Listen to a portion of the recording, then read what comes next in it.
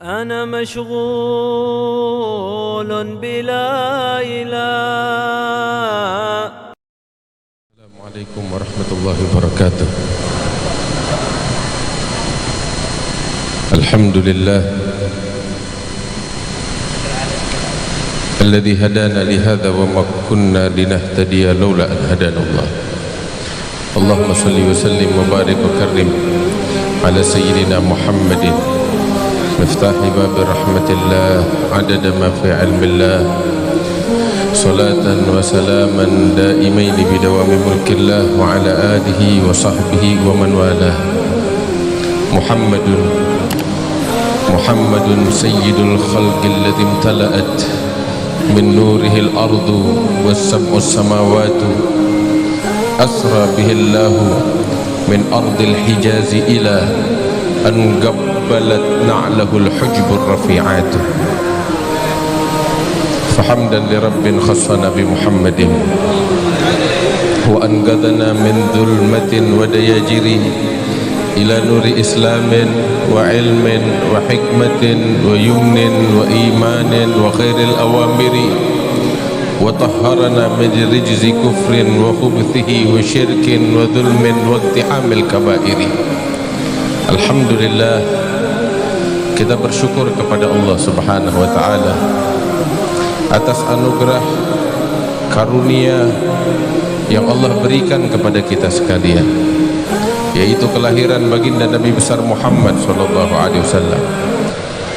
Dan di antara nikmat yang besar yang Allah berikan kepada kita adalah perkumpulan yang semacam ini. Tatkala kita semua datang dari berbagai penjuru, dari berbagai tempat yang berjauhan, yang menggerakkan hati kita ke tempat ini adalah Allah, tiada lain karena dorongan cinta kepada baginda Nabi besar Muhammad sallallahu alaihi wasallam. Dan perkumpulan yang semacam ini adalah anugerah besar dari Allah yang terkadang seseorang tidak akan memahami betapa besar anugerah Allah, melainkan tatkala nikmat dan anugerah itu dicabut oleh Allah Ta'ala. Seseorang gak bakal menyadari betapa berharganya sehat melainkan ketika dia tertimpa sakit. Tidak mengenal betapa berharganya rezeki dari Allah melainkan ketika dia jatuh miskin. Waktu luang melainkan ketika dia telah disibukkan dengan hal-hal yang menyibukkannya. Hadirin yang dimuliakan Allah, perkumpulan yang semacam ini saat ini kita rasakan betapa nikmat. Setelah beberapa waktu kondisi menghalangi kita untuk berkumpul semacam ini, tetapi anugerah Allah, karunia Allah yang masih mengizinkan kita untuk berkumpul. Mudah-mudahan perkumpulan maulid semacam ini, perkumpulan kecintaan kepada Rasulullah, menjadi penyebab turunnya rahmat dari Allah Ta'ala, tetap dilaksanakan dan dipelihara serta dijaga oleh Allah Subhanahu wa Ta'ala. Dan perkumpulan yang semacam inilah yang menjadi penyebab turunnya rahmat. Perkumpulan semacam inilah yang menjadi penyebab utama diangkat bala, musibah, penyakit oleh Allah Subhanahu wa Ta'ala. Bagaimana tidak, yang kita sebut adalah Rasulullah sallallahu alaihi wasallam. Wa man takun bi Rasulillahi nusratuhu in talqahul usdu fi ajamiha tajimi. Rasulullah sallallahu alaihi wasallam yang kita sebut, Rasulullah sallallahu alaihi wasallam yang kita agungkan, yang kita banggakan, wasilatuna ilallah, wasilah kita kepada Allah Subhanahu wa Ta'ala. Oleh karena itu Sayyidina Al-Habib Ali bin Muhammad Al-Habsyi, beliau mengatakan, enggak ada satu hal yang lebih ampuh untuk mengangkat bala dan musibah lebih daripada perkumpulan semacam ini, perkumpulan maulid Nabi Muhammad sallallahu alaihi wasallam. Beliau katakan, masyi kama majma'il maulid yujallil kurub. Enggak ada perkumpulan yang lebih ampuh untuk mengangkat bala, kurub, kesusahan sebagaimana perkumpulan maulid Nabi besar Muhammad sallallahu alaihi wasallam. Hadirin yang dimuliakan Allah, kebahagiaan sesungguhnya tatkala kita menyebut-nyebut Rasulullah sallallahu alaihi wasallam. Syair-syair yang indah yang digubah oleh Al-Imam Al-Busiri, saat ini kita sama-sama melantunkannya. dengan kekhusyuan, kita merasakan ketentraman di dalam hati kita, kita merasakan kenikmatan di dalam hati kita. Segitu mayoritas kita mungkin nggak paham apa artinya, apalagi kalau kita memahaminya. Hadirin yang dimuliakan Allah Subhanahu wa taala, kenapa demikian? Sebab memang sebutan nama Nabi besar Muhammad sallallahu alaihi wasallam menyentuh hati para pecintanya, menyentuh hati orang-orang yang mencintai dan merindukan Nabi besar Muhammad sallallahu alaihi wasallam. Karena itu, ketika sosok Nabi Muhammad ada di dalam rumah seorang pecinta, nggak perlu lagi dengan cahaya. Kullu baitin anta sakinuhu laisa muhtajan ila suruji. Bagaimana kiranya apabila sosok Nabi Muhammad ada di dalam hati kita? Hadirin yang dimuliakan Allah, manusia yang agung, manusia yang mulia, yang diagungkan oleh Allah Subhanahu wa taala. Ketika para pujangga, para penyair menggambarkan tentang baginda Nabi besar Muhammad sallallahu alaihi wasallam, kamulat mahasinuhu falau ahdatsana lil badri 'inda tamamihi lam yaksafi wa ala tafannuni wasifihi biwasfihi yafna zaman wa fihi ma lam yusafi. Kalau masa diberikan dari sejak awal sampai hari kiamat kepada semua orang yang ingin melukiskan tentang sosok Nabi Muhammad SAW, maka sungguh masa akan sirna dan habis, sedangkan sosok Nabi Muhammad SAW tidak akan pernah selesai untuk dilukiskan dan digambarkan. Bagaimana tidak? Beliau adalah terjemahan hidup dari firman Allah Subhanahu wa taala. Sayyidatuna Aisyah mengatakan, kana khuluquhul Quran. Akhlak Nabi Muhammad adalah Al-Quran. Beliau Al-Quran yang hidup. Beliau adalah Al-Quran yang berjalan di muka bumi. Dan Allah Ta'ala mengatakan, qul law kana al-bahru midadan li kalimati rabbi lanafidal bahru qabla an tanfada kalimatu rabbi walau ji'na bimithlihi madada. Kalau saja lautan, samudera yang ada di muka bumi diubah oleh Allah menjadi tinta untuk menterjemahkan, melukiskan tentang firman Allah Subhanahu wa taala, maka lautan sirna, sedangkan firman Allah tidak akan pernah selesai untuk ditafsirkan. Dan sosok Nabi Muhammad sallallahu alaihi wasallam adalah Al-Qur'an yang hidup di muka bumi ini. Hadirin yang dimuliakan Allah, karena itu sehebat apapun para pecinta ketika melukiskan tentang sosok Nabi Muhammad sallallahu alaihi wasallam, apa yang mereka gambarkan, yang mereka ungkapkan masih belum bisa menyentuh Nabi besar Muhammad sallallahu alaihi wasallam. Sampai guru kami Al-Habib Umar bin Muhammad bin Salim bin Hafid di dalam syairnya beliau mengatakan, walaqad asyartu lina'ti man awsafuhu tuhyil quluba tuhayyijul asjana wallahu qad athna alaihi fama yusawil qawlu minna aw yakunu thanana lakinna hubban fis sarairi qad da'a limadihi safwati rabbina wa hadana. Beliau katakan di dalam ucapannya, apa yang bisa kita ungkapkan tentang sosok Nabi Muhammad SAW? Apa yang bisa kita gambarkan tentang Rasulullah dengan bahasa apa? Sedangkan Allah Ta'ala telah menceritakan, melukiskan, menggambarkan, memuji sosok baginda Nabi besar Muhammad SAW.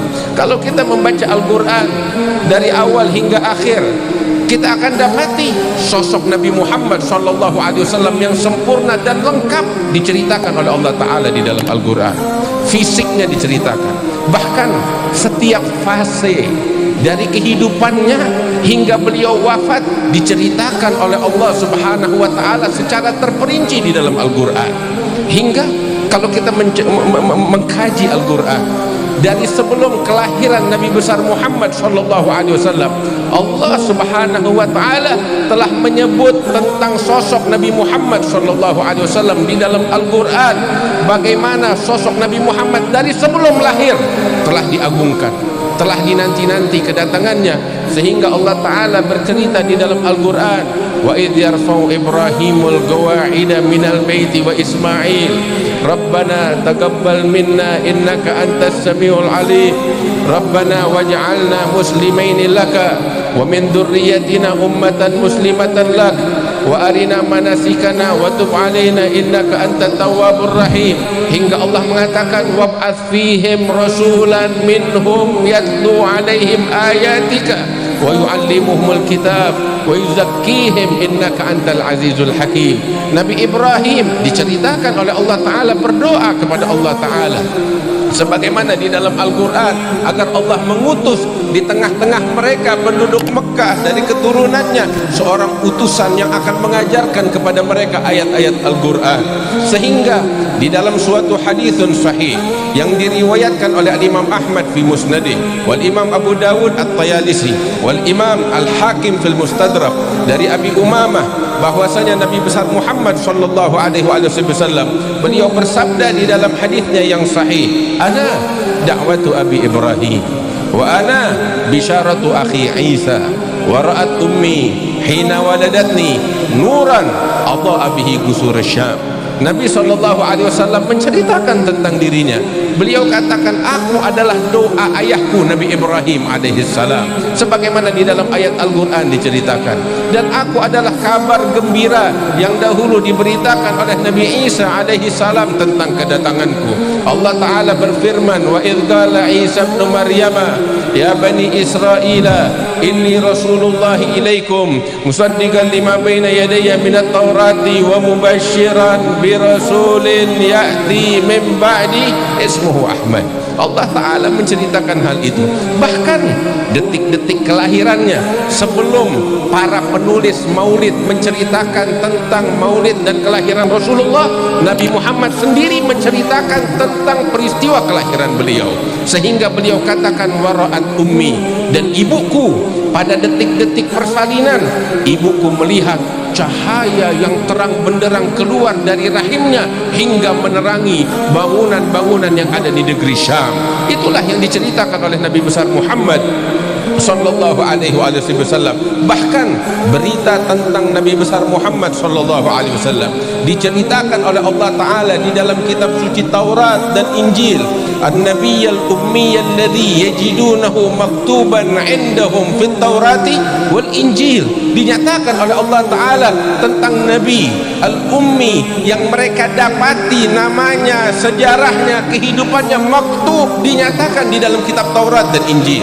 Bahkan bukan hanya seorang Nabi Muhammad SAW, hingga para sahabatnya, umatnya, umat yang mulia, disebutkan oleh Allah Ta'ala di dalam kitab Taurat wal Injil, Muhammadur Rasulullah walladzina ma'ahu asyidda'u 'alal kufari ruhama'u bainahum tarahum ruk'an sujjadan yabtaguna fadlan minallahi wa ridwana simahum fi wujuhihim min athari sujud dzalika mathaluhum fit Taurat wa mathaluhum fil Injil kazar'in akhraja syat'ahu fa'azarahu fastaghlada fastawa 'ala suqihi yu'jibu az-zurra liyaghidha bihumul kuffar. Diceritakan oleh Allah Ta'ala secara terperinci tentang sosok Nabi Muhammad dan umatnya sallallahu alaihi wasallam. Bahkan bukan hanya itu, mukjizat-mukjizat yang terjadi menjelang kelahirannya pun diceritakan oleh Allah Ta'ala di dalam Al-Quran.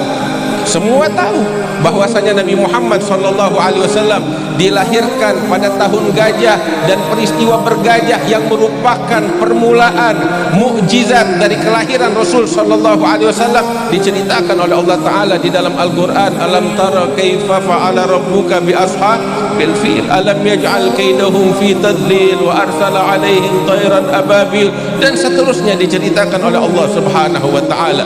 Bahkan bukan hanya itu, segala fase dari kehidupan Rasulullah sallallahu alaihi wasallam secara terperinci diceritakan oleh Allah Subhanahu wa Ta'ala agar kita mengambil pelajaran dari Nabi besar Muhammad sallallahu alaihi wasallam. Tatkala beliau tidur pun diceritakan oleh Allah Ta'ala di dalam Al-Quran. Allah berfirman, ya ayyuhal muddathir, ya ayyuhal muzammil, wahai orang yang berselimut. Saat tertidur Nabi Muhammad diceritakan oleh Allah Ta'ala. Siapa di antara manusia yang tidurnya diceritakan oleh Allah Ta'ala selain sosok Nabi besar Muhammad sallallahu alaihi wasallam?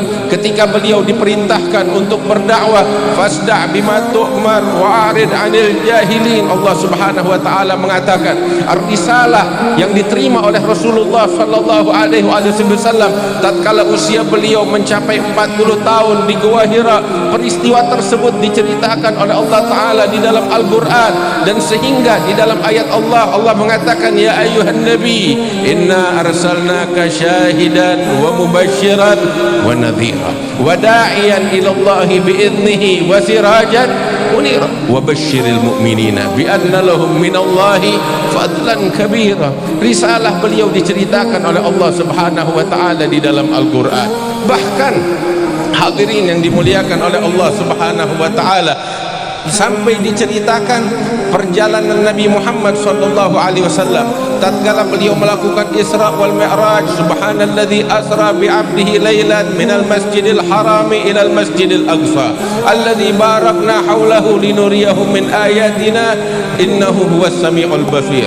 Kemudian fase yang berikutnya tatkala beliau hijrah ke kota Madinah, Allah Subhanahu wa Ta'ala menceritakan perjalanan beliau tatkala hijrah, id yaqulu li sahibihi la tahzan innallaha ma'ana. Semuanya terperinci diceritakan oleh Allah Subhanahu wa Ta'ala di dalam Al-Quran. Bahkan ketika pertama kali beliau menginjakkan kakinya di kota Madinah dan beliau membangun Masjid Quba, Allah menceritakan peristiwa tersebut, la masjidun ussisa 'ala taqwa min awwali yaumin ahaqqu an taquma fi. Dan yang istimewa, wajah Nabi Muhammad pun, wajah beliau, raut wajah beliau dilukiskan oleh Allah Ta'ala Subhanahu wa Ta'ala di dalam Al-Quran, sehingga Allah Ta'ala mengatakan di dalam Al-Quran tatkala Nabi menghadapkan wajahnya ke arah langit, Allah Subhanahu wa Ta'ala menceritakan di dalam Al-Quran, qad nara taqalluba wajhika fis sama falanuwalliyannaka qiblatan tardhaha. Ajib. Kalau kita merenungkan ini ayat, lihat bagaimana Allah Ta'ala mengatakan dalam Al-Quran, ketika itu orang-orang menghadap kiblatnya itu adalah Baitul Maqdis. Nabi berharap di dalam hatinya agar kiblat ke arah Ka'bah. Tapi yang menarik di sini, Allah Ta'ala tidak mengatakan akan kami arahkan kiblatmu ke arah Ka'bah. Tidak. Tapi yang menarik di sini, Allah mengatakan kami arahkan kiblatmu kemanapun yang kamu sukai dan kamu ridhoi. Masya Allah. Falanuwalliyannaka qiblatan tardhah. Kiblat yang kamu ridhoi itu yang akan kami arahkan ke sana. Masya Allah. Lihatlah keagungan sosok Nabi besar Muhammad sallallahu alaihi wasallam.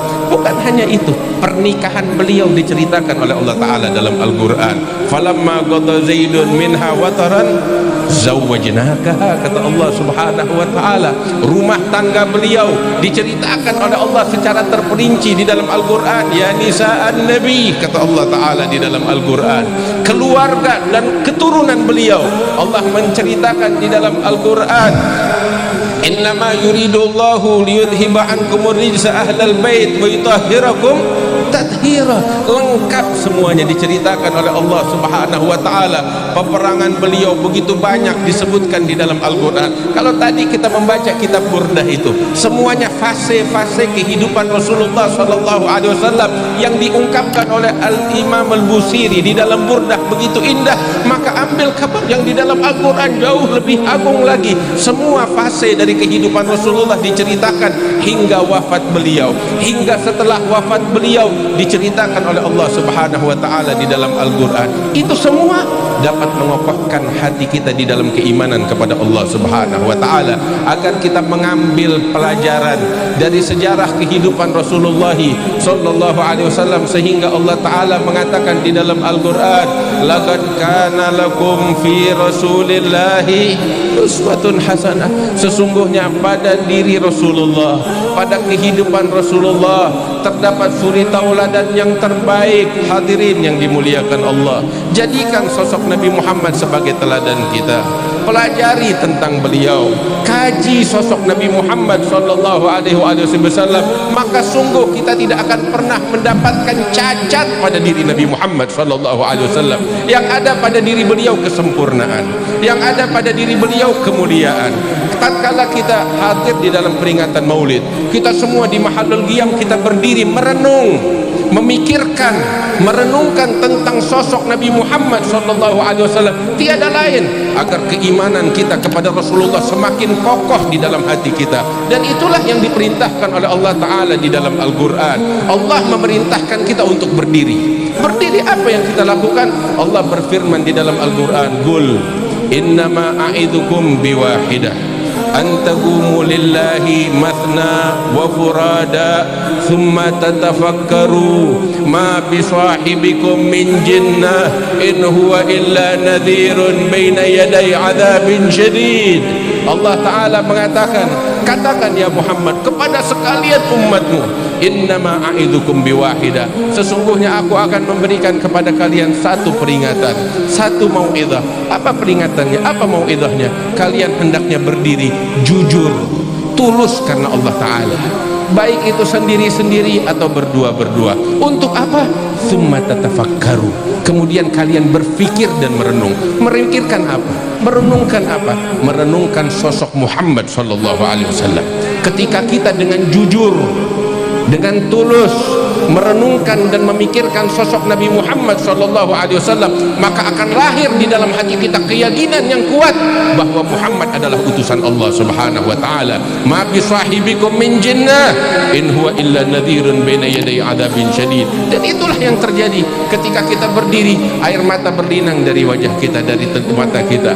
Dan saat itu kita menangis, tidak kita duduk, melainkan kita telah meyakini sosok Muhammad adalah manusia yang paling istimewa di muka bumi ini. Benar yang dikatakan oleh Sayyidina Hasan bin Thabit, wa ajmalu minka lam taragattu aini wa ahsanu minka lam talidin nisa'u khuliqta mubarra'an min kulli aibin ka'annaka qad khuliqta kama tasha'u. Alhamdulillah, kita bersyukur kepada Allah yang menjadikan kita sebagai umat Nabi Muhammad sallallahu alaihi wasallam hal yang didambakan oleh para nabi terdahulu. Kita diberikan oleh Allah Ta'ala, dijadikan kita sebagai umatnya Nabi Muhammad sallallahu alaihi wasallam.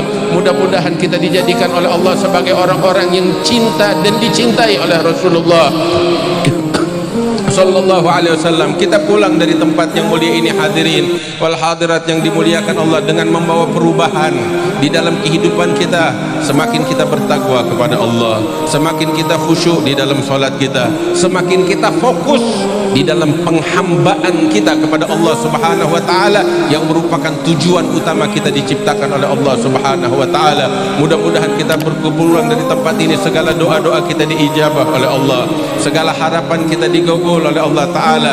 Ambil kabar gembira bahwasanya perkumpulan semacam ini semua doa diijabah oleh Allah. Tahu kenapa? Karena pintunya kita Rasulullah Muhammad sallallahu alaihi wasallam.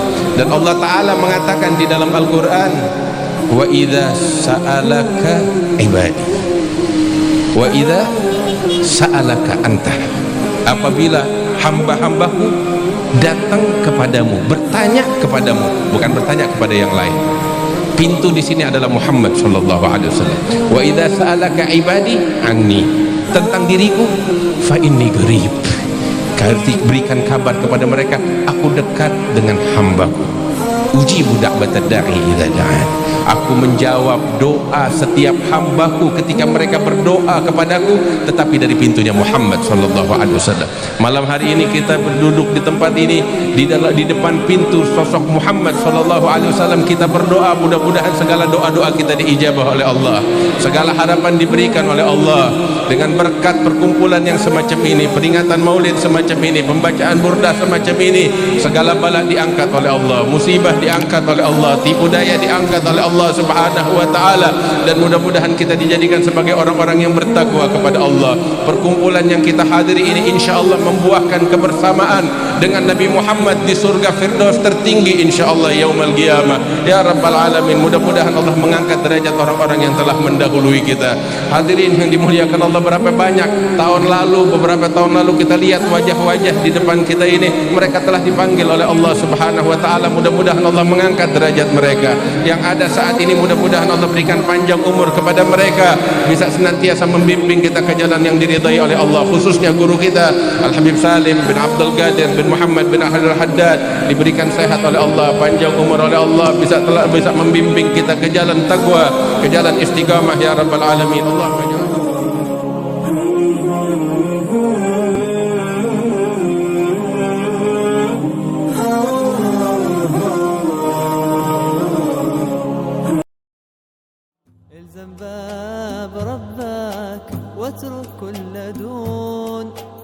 واسأله السلامة من دار الفتوح.